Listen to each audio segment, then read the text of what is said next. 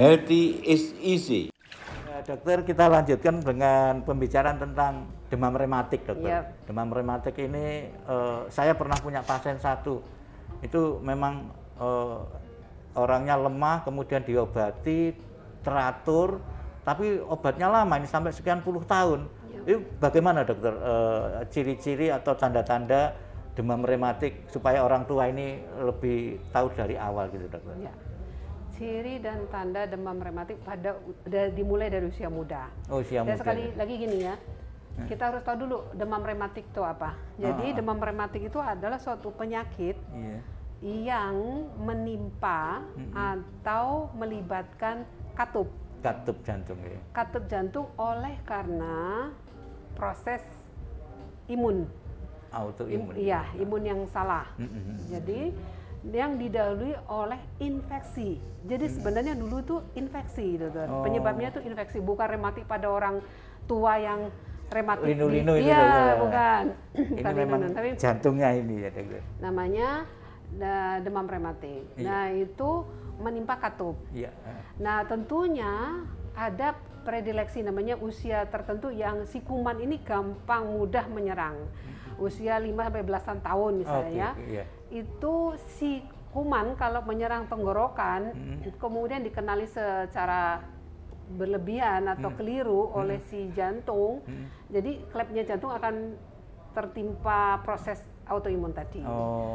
Jadi menimpa itu sehingga jantungnya si katup, si klep tadi akan menebal, mengkerut, seperti proses penyembuhan luka. Oh gitu, sikatrik kayak sikatrik sana ya. Iya, jadi itu yang menimbulkan akibat.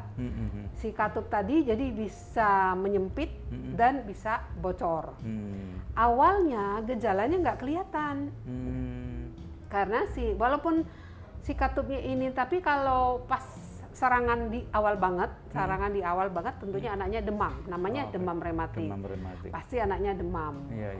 Di awal-awal, tapi orang kan kadang-kadang tidak memahami demam itu demam rematik. Iya. Bisa sampai ke dokter untuk menegakkan diagnosis demam rematik. Udah lewat demamnya, kemudian anak bisa bertahan hidup, tidak terjadi komplikasi yang fatal, terjadilah penyakit jantung rematik. Jadi si katup jadi tebal tadi yang saya sampaikan tadi.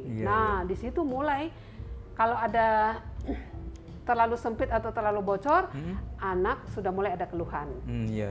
Kalau kita bicara soal cara atau bagaimana kita mengenali secara dini, jadi kita perlu pahami ini dulu. Kalau di awal baru kena banget, tentunya ada demam dan lain-lain, seperti orang infeksi. Iya, infeksi biasa. Tapi kalau sudah lewat, nanti yang terjadi adalah ciri atau gejala oleh karena kerusakan si katup tadi. Artinya darahnya nggak bisa dipompa dengan baik gitu. Iya, betul, nggak bisa dipompa dengan tepat. Jadi dia bisa sempit katupnya, bisa bocor. Nah, tentunya tergantung tingkat sempit dan bocornya. Keluhannya bisa terjadi lebih dini. Orangnya bisa macam-macam, bisa sesak, bisa berdebar. Badannya kurus juga bisa. Sangat. Sangat bisa kurus. Bibirnya merah, biru gitu. Iya. Nah, itu bisa macam-macam. Tergantung tingkat katup mana yang diserang. Tingkat keparahannya apa. Nah, itu kalau kita mengenali secara dini. Artinya kesimpulan sebenarnya balik lagi kita bicara soal anak yang sehat. Iya. Anak yang sehat tentunya tanpa keluhan. Tanpa keluhan, lari-lari riang gembira. Kalau sedang meluntruk diam inilah ini apalagi dia ada apa-apa ini. Kurus. Makanya sebenarnya kan kita harus tahu dia sesuai dengan pertumbuhan usianya. Kalau sudah tumbuh kembang termasuk perkembangan. Tumbuh kembang. Jadi kalau tumbuh kembangnya nggak sesuai sama yang kita layak, yang sesuai usianya, berarti ada apa nih? Nggak boleh misalnya anak kurus banget, makannya nggak mau, nggak boleh. Iya, jadi demam rematik ini dan penyakit jantung rematik banyak hasilnya di negara berkembang seperti Indonesia. banyak. Apa ciri-cirinya dokter, apa itu hampir sama dengan stunting apa Iya, gimana ya? Ya mirip-mirip kan. Mirip-mirip, ya. Banyak terjadi pada ini juga ya, kalau demam beratu itu banyak di tempat higien dan sanitasi yang kurang. Betul. Iya. Kesehatan lingkungan di rumahnya kurang bagus. Iya, gitu ya. iya, padat, crowded, terus gizinya kurang baik sehingga tidak bisa tepat ya mengatasi infeksinya banyak. Kan dimulai dari infeksi awalnya. Nah itu, jadi kalau di negara berkembang seperti Indonesia itu masih banyak. Masih banyak. Ya. Banyak banget, dan kadang-kadang karena kita tidak melihat gejala lebih awal, akhirnya proses itu berlanjut terus sampai usia dewasa. Dan lagi paling parahnya lagi kalau dia sudah usia dewasa, terus kita minta untuk mengkoreksi kelainannya. Kalau belum gejalanya berat, nggak mau.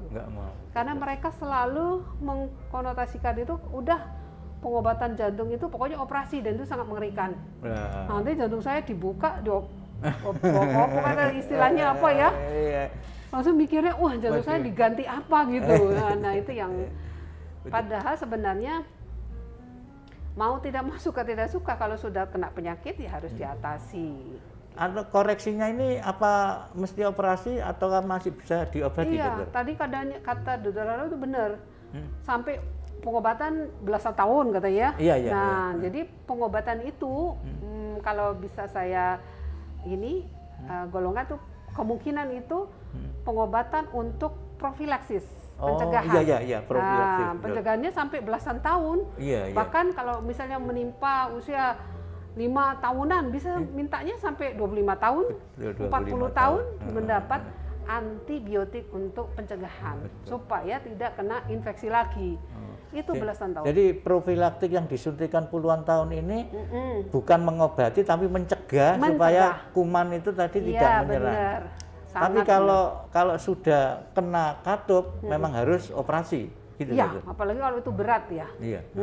Itu sebaiknya dilakukan koreksi. Betul. Karena kalau enggak nanti jantungnya, ada kriteria kita memang jantungnya udah membengkak, sudah menimbulkan gangguan pompa. Wah itu lagi tambah parah gitu. Iya, orang tapi memang ya dokter, kalau yang kita lihat, makanya sebenarnya kita harus hidupnya harus sehat ya. Iya, sehat. Tidak boleh terlalu, higien sanitasi harus baik. Betul. Terus kalau kita terkena infeksi tenggorokan juga harus diobati, cepat diobati. Kan kita motongnya di awal, jangan sampai terjadi.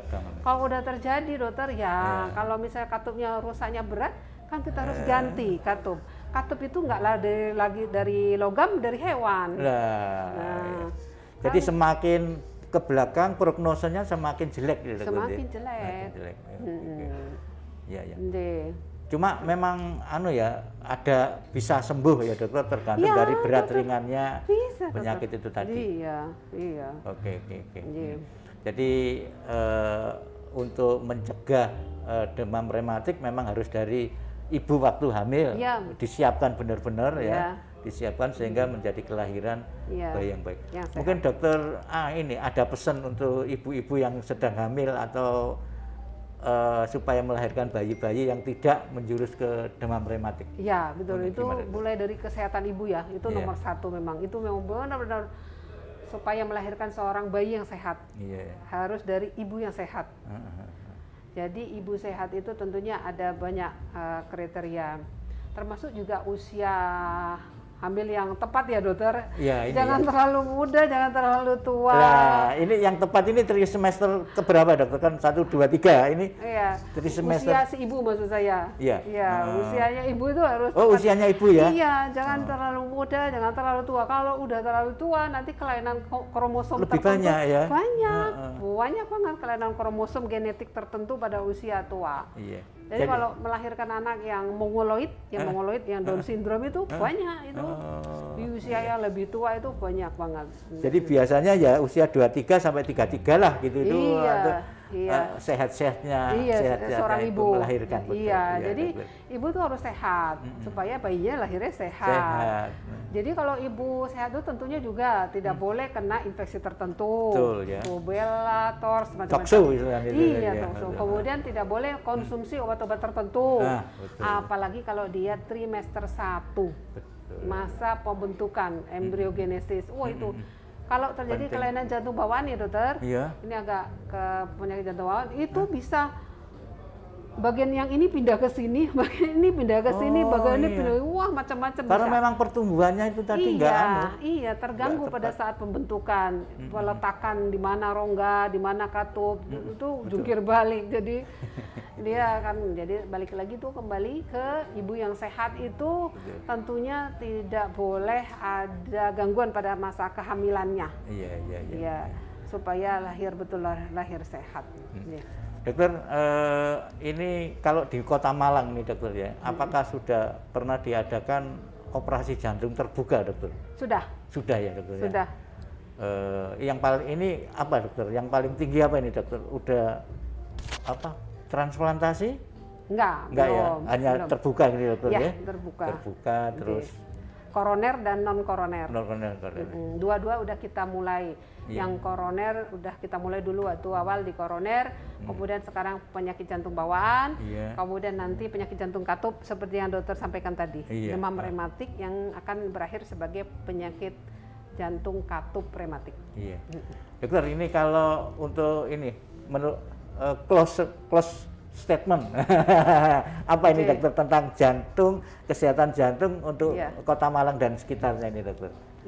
Jadi harapan kita bersama itu sebenarnya bagaimana cara kita menekan angka kematian, angka kesakitan dan angka kematian oleh karena jantung. Itu yang paling penting. Itu menjadi tugas kita bersama.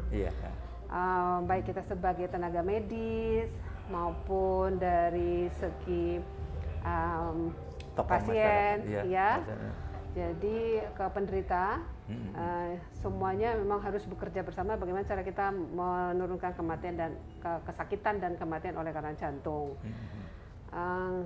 Tentunya kita harus bisa melakukan deteksi lebih awal. Itu penting sekali ya. Deteksi dari awal tentunya banyak komponen yang harus kita lakukan bersama. Menjadi tugas kita bersama sampai saat ini bagaimana kita bisa mendeteksi lebih awal. Kalau kita bisa deteksi dari lebih awal, tentunya nanti dari sana kita bisa tentukan ini cara pengobatannya bagaimana. Tentunya yang paling baik itu sebenarnya kita lakukan pencegahan. Kalau pencegahan itu tentunya akan biaya yang lebih murah dan dampaknya bisa sangat kita kurangi dibanding dengan kuratif. Jadi preventif lebih baik. Ada sequel. Ada banyak penyakit-penyakit yang bisa dilakukan preventif. Tidak hanya koroner, banyak hal Dan sebagai penutup tadi dari segi medis memang perlu kita garis bawahi bahwa ketahuilah bahwa penyakit jantung itu tidak hanya koroner saja, tapi banyak penyakit jantung yang lain yang begitu luas. Jadi sampai akhirnya menimbulkan kematian, dan kematian itu bahkan di usia muda. Gitu dokter. Terima kasih dokter Eni atas penjelasannya. Semoga kita sama-sama bisa memberikan sosialisasi, informasi dan menjaga diri kita di rumah. Matur nuwun dokter. Selamat sore.